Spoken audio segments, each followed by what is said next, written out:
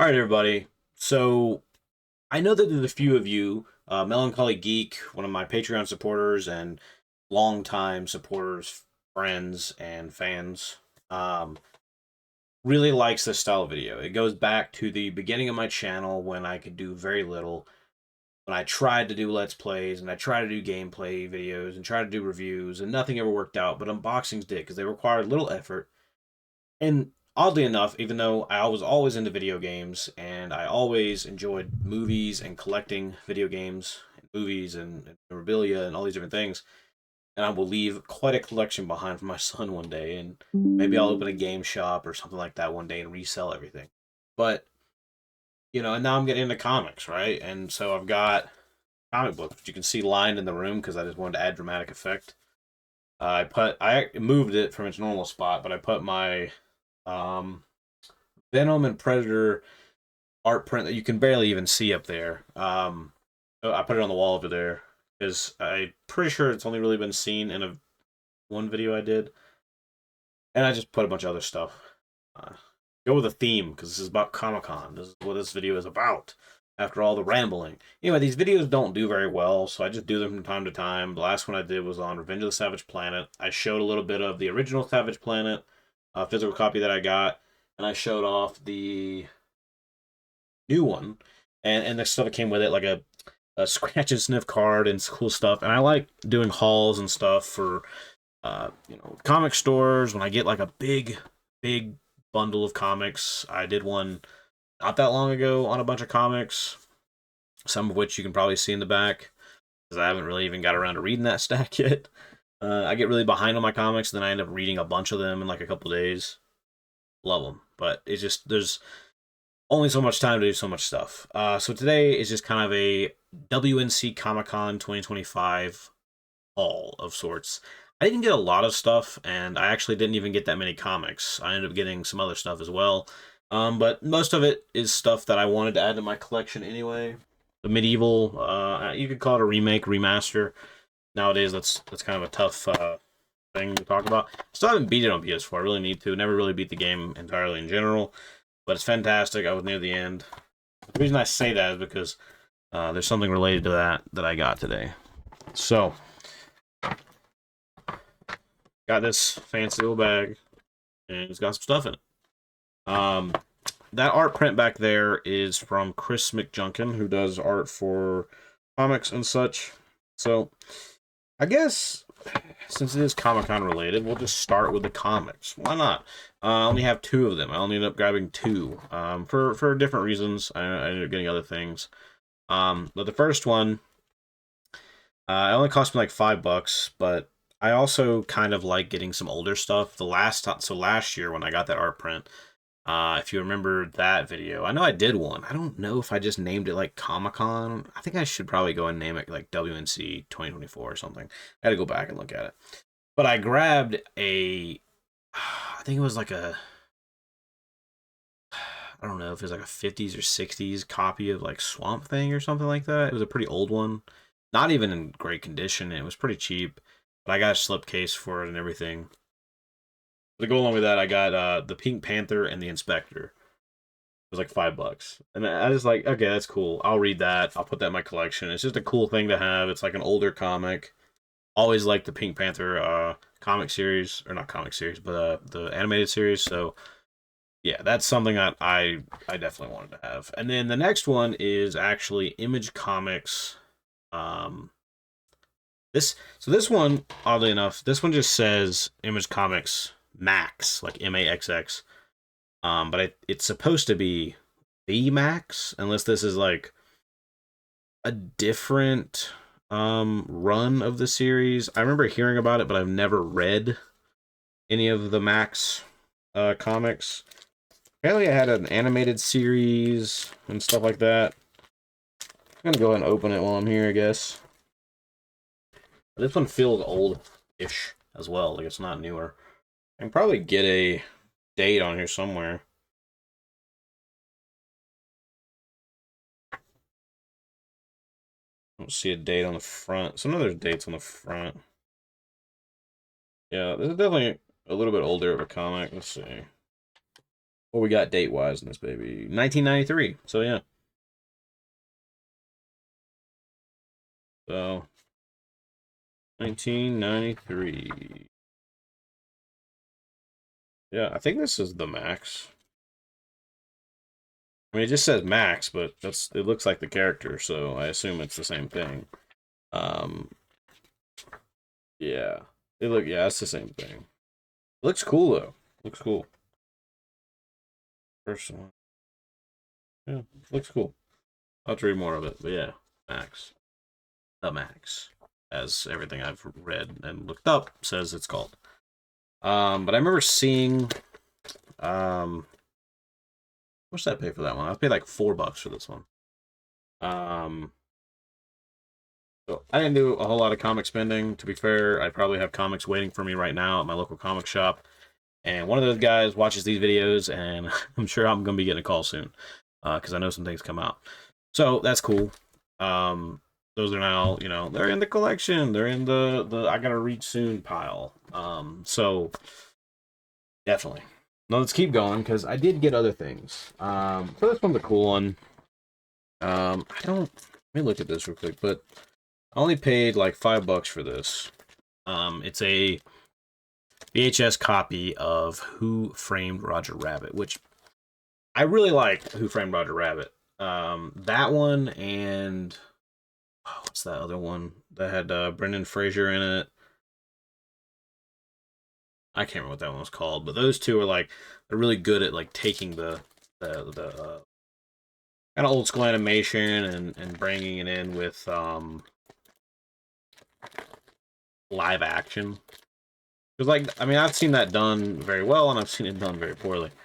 And they had it in this little weird packaging, but it's kind of cool. I think what caught my eye was that it actually has like a case that has like layers to it, and it kind of has a shine. I don't know if you'll be able to tell. There's a bit of a shine. You can kind of see it a little bit. Some layering and glare and stuff. I mean, yeah, it looks for the most part in pretty solid shape. I have a very small but ever growing collection of VHS tapes. I grew up watching VHS tapes alongside DVD as a kid. I still have a VCR. In fact, it's actually sitting right over here next to us. I should I even? I'm not. You know what? I'm not even gonna. Nah, I'm not gonna put it back in the package. I'm just gonna leave it like this. What else we got? We got. Not much left. So I only paid $5 for this. This is one of those games that I really didn't know even existed. Growing up, it's called Sphinx and the Cursed Mummy.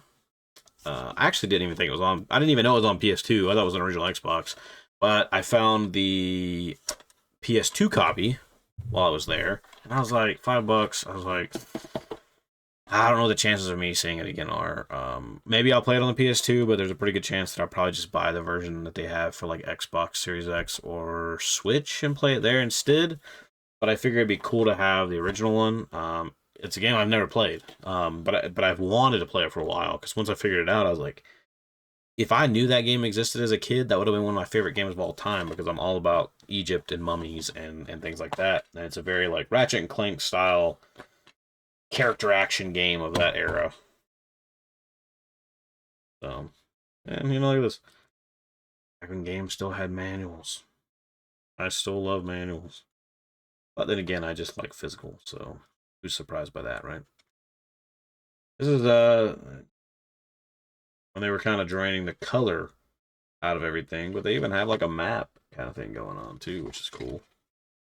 That's not, always what you get. But yeah, I mean you get a lot of things about all the weapons and items and characters.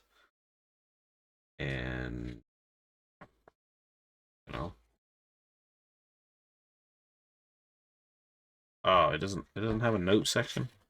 So you don't need to take notes in this. I got advertisement for Attacking the Power of Juju in there. That one's a good one. Actually, add that to my collection not that long ago as well. It's over here in this stack behind me somewhere. But yeah, I figured I would add that to the collection. I hate when they... See if this comes off easy. I hate stickers. Fuck stickers. Stickers. This comes off easy. Freaking hate stickers. See, it looks so much better. The sticker. Stuff.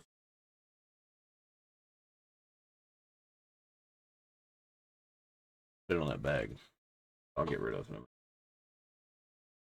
Alright, so I'll go ahead and show this off, and then I'll get to kind of the main event here. But so like I said, the art print in the background was by this guy, which is Chris McJunkin, which does junkdrawerstudios.com, the art of Chris McJunkin. And he gave me this card. I can't remember what his last card looked like, but it wasn't like this one. I think his last one might have had like Venom on it or something, but I saw this one and I was like, oh, that's freaking awesome. I love me some Jason Voorhees. So that was cool. But the art I ended up getting from this time, it cost me about $5. I didn't think it was that bad of a price. I think that art print behind me, I think that was like, I want to say 20 or 30 bucks. But for $5, I decided to get an art card. I don't really have many. I have like one other art card, maybe two. I don't have a lot of art cards, but I got this Judge Dredd art card, which I thought was pretty cool. And then signed by Chris McJunkin on the back. He signed the one back there too. So yeah, I thought that was pretty sweet. That'll be going up here. Little display area that I have for such things. There. And so the last thing that I got, like I said, I didn't get a ton, but I figured I'd still make a video on it. I got a physical copy of a game.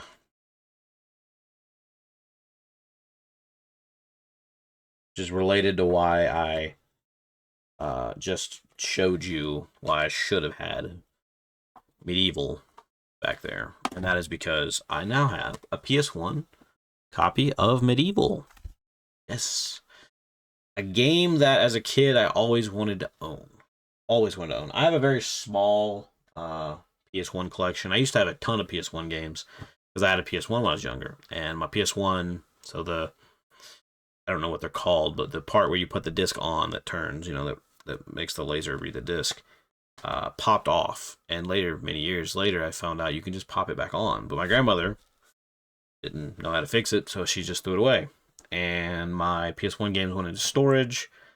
Most of them got destroyed and broken, and only 2 or 3 survived, maybe 4. And I've been adding to it a little bit here and there over the years. But I saw this. I mean, I think they had it for like $50. I talked them down to like 45. Might have been 50 or 60, yeah. And I talked them down to 45, which worked for me. I'm sure that they had about the same amount of money in it, but I can promise you that it is more expensive online than what I got, and it's in decent condition. You know, the case it's a little raised right here, but it's not bad. I've seen ones in way worse condition. And Medieval, the original game, and the remaster are both phenomenal. I even own Medieval Digital on my PS Vita, like the original version. And they're all fantastic, and it's cool, you know. Right here. Actually, cool. It's got some art behind the disc and on the manual.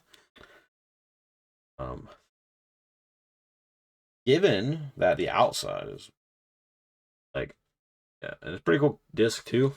I'm actually curious if the inside of this manual is black and white or colored. Let's find out. Oh, it's colored.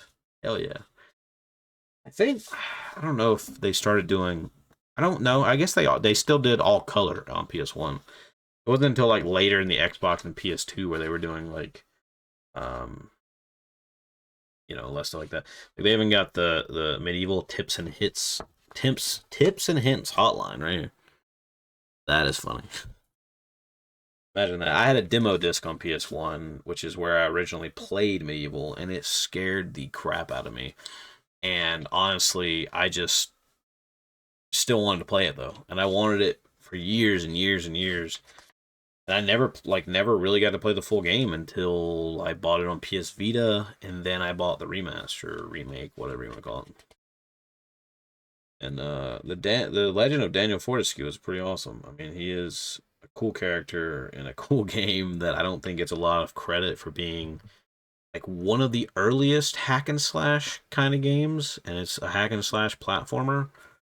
Um, it's not necessarily great at either of those, but it's a pretty good kind of melding of it, and it was an early rendition of things that we would later get. It's pretty cool. Yeah, I mean, I like having these like fully colored manuals and stuff. It's pretty awesome. You know. Yeah, it shows everything. I mean, that's awesome. And see, something like that to, I don't know, some people, they're like, oh, that's just stupid. That's pointless. I'm like, well, maybe for you, I guess. But I can pop this bad boy in my PS3 and play it. I can pop it in my PS2 with my PS1 memory card, or my PS1 memory card. I can play the original. I can play the remaster, the remake. I own physical of both. I can play them whenever I want. I don't have to worry about anything getting messed up. I don't have to worry about like anybody taking it from me. And maybe that's something that doesn't matter. It really doesn't, right? When am I not gonna have internet? I don't think I'm ever gonna hit a point where I don't have it. Like if I have power, I'm gonna probably have internet. But I think it's just the principle behind it, and seeing some of the kind of crummy things that Nintendo are doing as of late, like they just recently updated the Switch, and they recently updated the Switch, and every digital game and every physical game has a digital game cartridge, which is wild. Now, all of your old games from the Nintendo Switch, all the cartridges have everything on the cartridge, as well as some data stored on the system, much like a disc you buy for your Xbox or whatever. But every game, cartridge or not, physical or not, for the Switch 2 will be the first system to 100% have everything all digital. Like the cartridge will 100% just be proving that you own the game. They even said that if you, I don't know, did something, that they would literally deactivate your Switch. I'm like, what? That's wild, and then that is gonna be a problem on. And then you take that, cartridges meaning nothing aside from being collector's items, and then like the just hike of their game prices. And Nintendo's always been bad for that anyway. Like their games have always stayed the same price no matter how many years go by. Their games just stay the same price or go up higher, and it's their fault. I would never say that Nintendo's ever been pro-consumer. I think that they make really good games and they have really cool and accessible systems, but they have never been pro-consumer. They're actually worse than Sony in that way. But yeah, so it's kind of wild to me. But and that being said, for that reason, if I do get a Switch 2, I probably won't get anything physical for that. And I have a pretty small Switch collection as far as like physical stuff. I have a lot of physical stuff for Xbox and PlayStation and other things like that. And I don't have anything wrong. Like I don't have a problem with digital games. I don't have a problem with that. I have a problem with, companies believing that they can just take your stuff away. That's what I have a problem with. I don't have a problem with digital games as a whole. I don't think that companies should be able to just like yank your game away. I got into an argument with somebody on X about physical media. I was talking about my Revenge of the Savage Planet physical copy and how happy I was to get that. I didn't pay to like play it early, which I did pay to play a lot of other games early. I mean, I own both a digital and a physical version of Atomfall, Dead Island 2, Dying Light 2. There's several games, Diablo 3, that I own both a physical and digital version of the game, mainly just because I wanted one for my collection and I wanted the other one just so I could play the game early. And I was having the conversation with them. They're like saying how basically most physical games nowadays are just a license to play the game. And it does seem to be going in that direction, but I can tell you right now that you can go and play Atomfall. Like, you could just take the disc, put it in your system, let the system download everything off of the disc, and you can play the game. Same with Revenge of the Savage Planet, the original Journey of the Savage Planet, and probably 99.9% of every video game that I own on the Xbox One generation to the Series X generation of games. No problem. No day one patch needed. I will say the same thing for Cyberpunk 2077. I played that game before day one patch on an Xbox One X. You can put in the original Cyberpunk 2077 on Xbox One X, download what's on the disc, and you can play the game.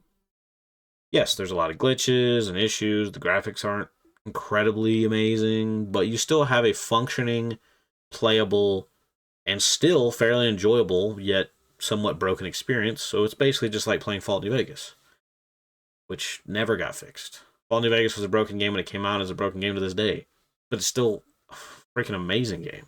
So, yeah, I mean, while that person I argued with, who was like talking to a brick wall, and then I just ended up trolling him, was right in a sense that he was wrong in the sense of saying that almost every game, or 90% of games, or a majority of games, or even half of the games are like that. It's not true. The majority of games are still on the disc. The majority of games are still playable with the disc and are still playable without a day one patch or even connecting your system to the internet. Problem being is that a lot of times those games might be a lot more broken without that patch, because of day one patches becoming such a normal thing. And there are the occasional cases of, I think, Mortal Kombat 1, when I got that, which is already a massive download, I'm pretty sure I did try to play the game offline, and it was impossible. You could not play that game offline without the day one patch, or without, like, the majority of the game was part of the day one patch, so it was mostly digital.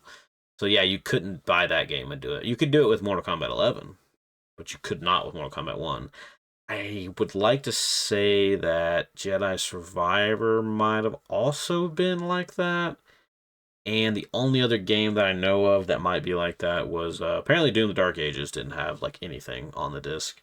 I feel like there might be one other. Like, there's not very many. Like, I can look at majority of my games right now, and I can't think of anything unless it's a game that's based on a server. So like, of course, something like Sea of Thieves, like whether you have a disc or don't, which, at this point, I might be one of the few people who do have a disc and did buy a disc day one, but, that, or like,